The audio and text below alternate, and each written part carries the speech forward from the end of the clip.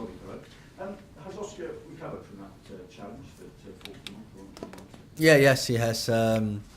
He did some light training today, and so he should be fine. Can he do that kind of thing week in, week out in the Premier League? Well, we hope so. We hope so. It was certainly a spectacular debut for him, and we hope to see more of him. How excited are everybody at the club when you did finally get the chance to see him start and produce that kind of display? We saw a little bit of that in training, but it was obviously was great to see that kind of quality in a big game like that against a brilliant opposition as well, and so we're very pleased that we have him. Do you think Bonucci might be punished for the challenge? Well, that's down to UEFA. It's down to them if they look at that. Now that the group stage of the Champions League is underway, the Premier League title race in a sense takes on a new dimension because the clubs involved have to cope with both the demands of Europe and the Premier League. Is this a particularly sort of crucial part of the season for that reason, do you think? Well, it's not just now. I mean, that's going to go on until December when you play in European competition as well. So there's a lot of games, and we just have to refocus on the league now against Stoke tomorrow. But for the first 5 of the group stage games, your next match is a home game in the Premier League. I mean, how helpful might that be in terms of trying to stay at the top?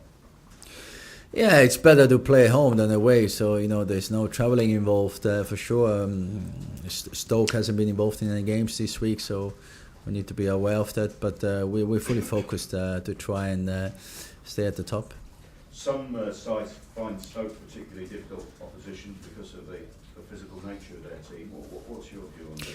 Yeah, it's always difficult to play against Stoke. We always find it difficult to break them down. It's not just the physical approach they have, but also the defensive organisation that they have, and so it's never easy, especially when they come to Stamford Bridge. They defend everybody behind the ball, and there's not much space, and so you have to find the areas where you can penetrate them.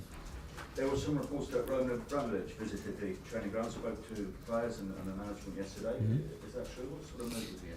Yeah, no, he actually comes quite often, to be honest. I mean, you picked up on yesterday, but he likes to be involved, and he comes down whenever he can, and he's followed us a lot this season, in the pre-season tour in the States as well.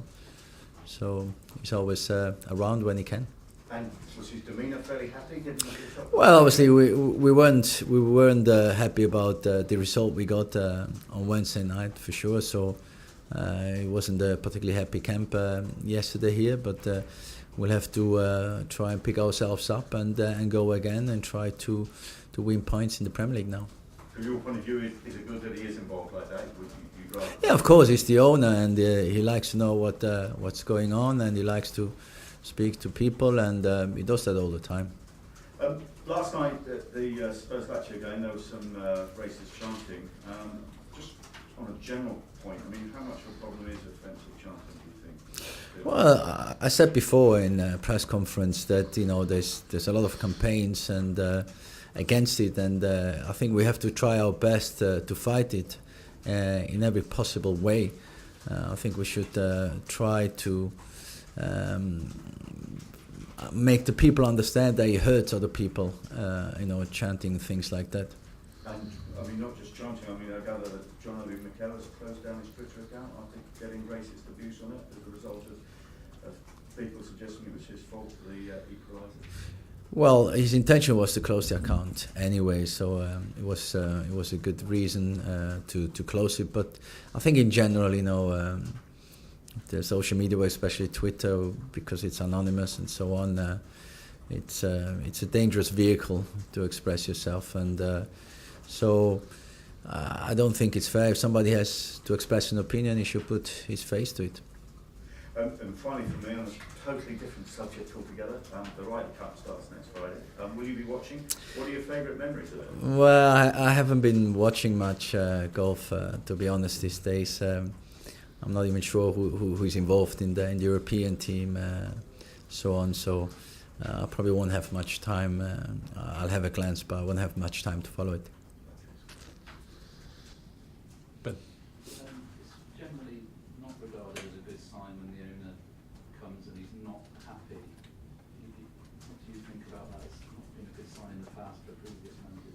No, I have to focus on my job and try to prepare the players and the team to the best for tomorrow's game, and that's what I focus on.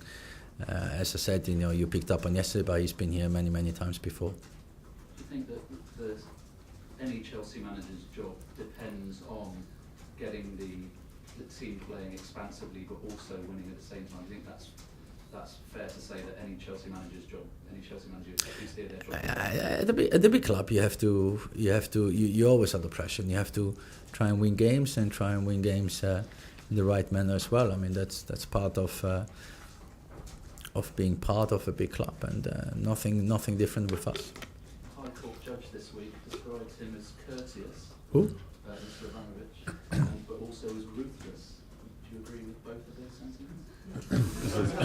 This is the judge that. Yeah, no, I understand. Yeah. Well, I'm not going to comment on that.